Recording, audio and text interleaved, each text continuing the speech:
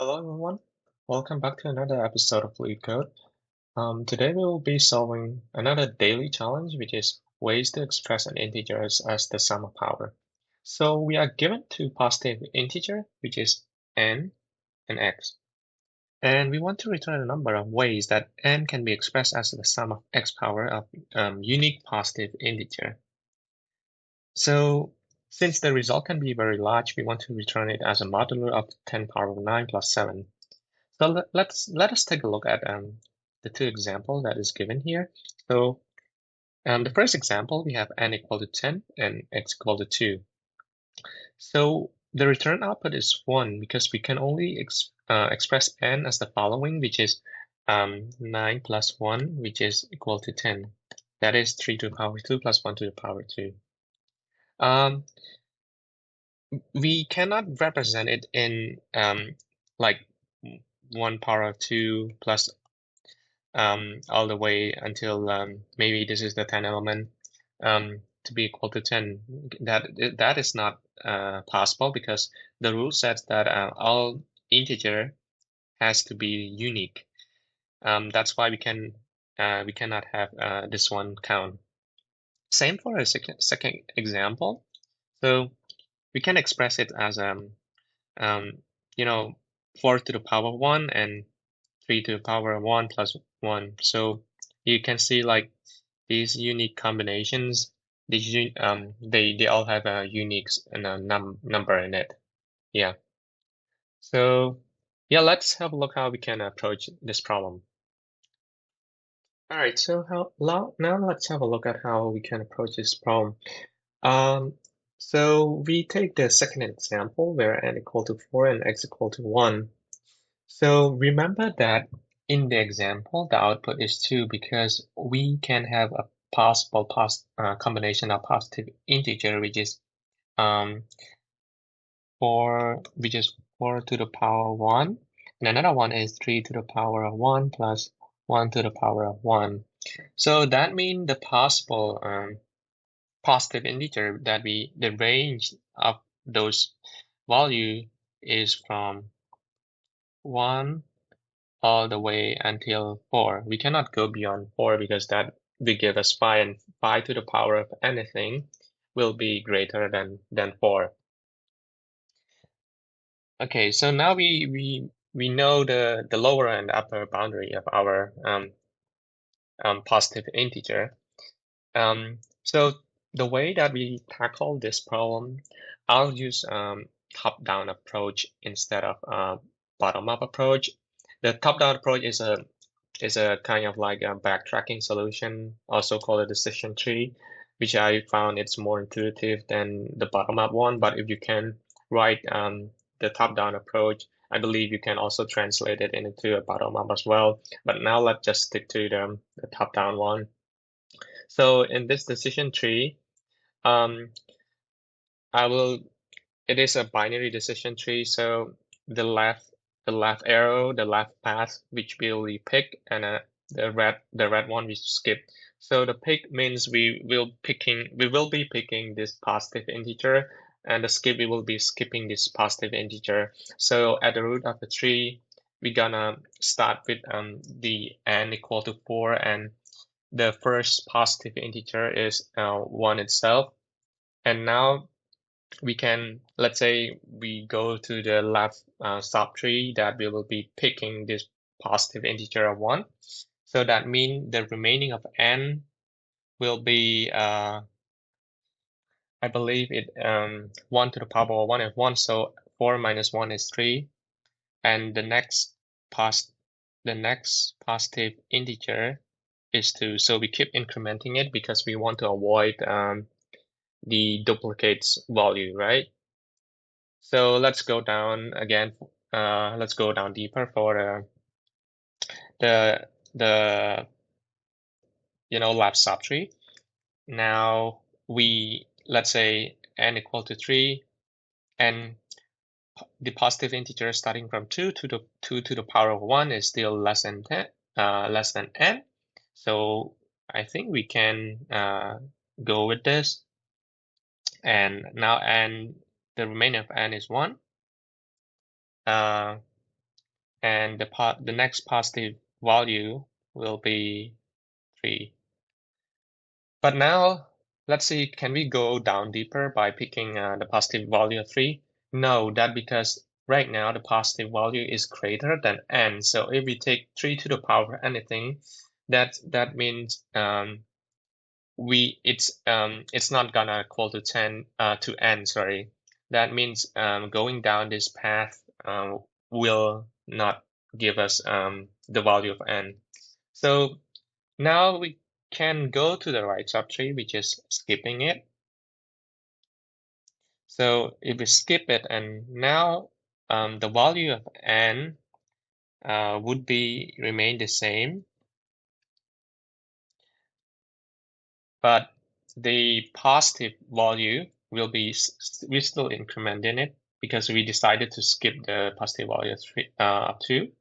So it's just 3. Now we know that going down this path, we want to accept this positive value of 3. That's because 3 to the power 1 will be equal to 3. So if we deduct n from this positive value, it will give us n equal to 0, and positive integer will be at 4. So once we reach the base case when n equal to 0, that means we we we find our n, we find all the possible combination of positive value that um, can sum up all the way to n. So in that case, here you will return back 1 because you found 1, but from here you will return back 0. So this one will return back 1 all the way back to the root of the tree, right? So for the skipping path here, you can try out by yourself. At the end, you will skip everything, and you will only accept, let me just try it. You will only accept when positive value is equal to 4. That means 4 to the power of 1 is 4. Then when you deducted it, it will n will be 0, and your positive integer will be 5. But you will not go down further because you reach the base case here, and that means you will return 1 all the way back to the root of the tree, and from the left subtree you will return back 1 as well. So 1 plus 1 is 2. That is the output of our solution, right? So yeah, this is just a small example. I think I will show you another example where you can cache the value. So yeah, let's see. Now let's have a look where caching is needed. So in this example, I will take the input n of 12 and x of 1. So we know that there are two possible combinations here for our positive integer. There might be more, but for the sake of time, I will only use these two because as you can see, the caching will begin when you choose the positive integer of 5 and 2 plus 3 here because they are equal. So now let's just have a look at our decision tree and see if this can be cached, like what I said. So now you begin with the root where n equal to 12 and the positive integer equals 1. Now you accept and you go to the left subtree where now n will be down to 11 and positive integer equal to 2. Now let's just take a look at the rest subtree first. Now n equal to 11 and with a positive integer, we will skip a bunch of positive integer all the way until the positive integer equal to 5 because I want to show you where the caching path begins. So going down this route here, we will see that eventually we will reach where n equal to 0, and then we will return back 1 to the root. Now yeah, now the right subtree is complete. Let's have a look at the left subtree, which is this path here. now you accept the positive integer of 2, then n will be down to 9, and on here n will be down to 6. So now n is down to 6, and the positive, this is where the positive integer is equal to 5. Um, Now here you skip another one, you skip this positive integer, and now n remains 6, and the positive integer is 6. Now you can see going down this path here will be the same as going down this path. So that they're pretty much the same, right? Eventually you will reach n equal to 0, and that is where you return back 1 to the root. So you will have two parameter where you cache. You can also call it a memorization.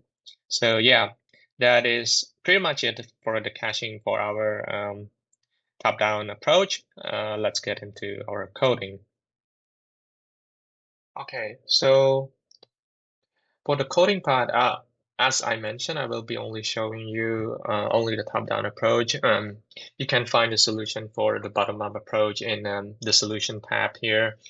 Yeah, so, oh, sorry, in the editorial part here. Yeah, so the first thing that I want to do is to initialize a variable called mod, because we kind of want the modulo, which is 10 power 9 plus 7, and just some, yeah. Then I will just define a function called backtracking. That's what I usually call for the decision tree. And I will have a parameter n and positive integer, and I will create a caching dictionary as well. So the first base case that you need to take care of is when n equal to 0, what would you want to return here? That is 1.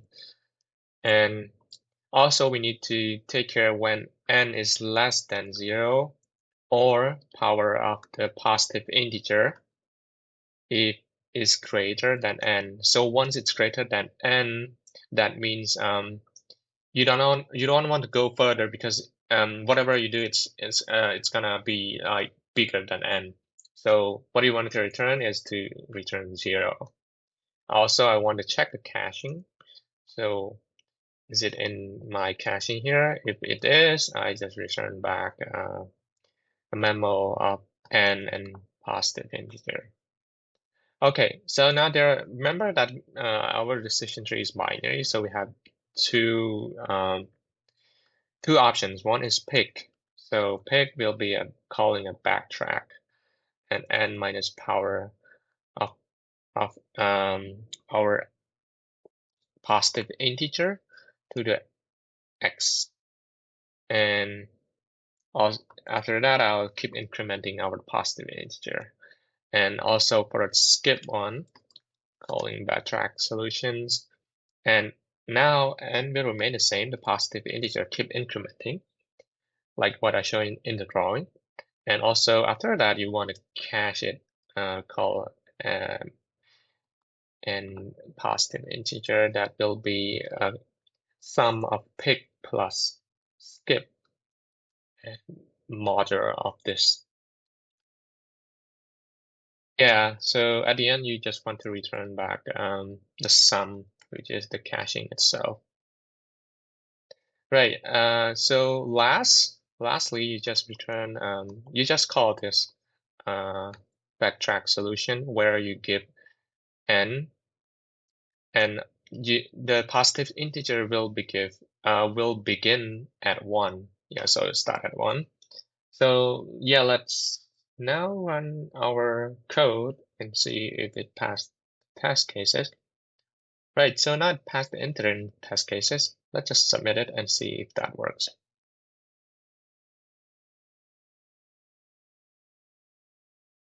Oh, now it's been accepted. So I forgot to mention the time complexity of this solution is O of n times to the x root of n. It's not gonna be n squared. That's because we only go starting from you remember the positive integers start only from 1 all the way to the number that is the power of any positive integer that is less than n. So that's why it's x root of n. And yeah, and for the space complexity is roughly the same. Yeah. So yeah, that is pretty much for my solution. So if you like it, please don't forget to subscribe and give me a thumbs up. That will help me a lot. And thank you so much for watching, and I'll see you again in the next daily challenge.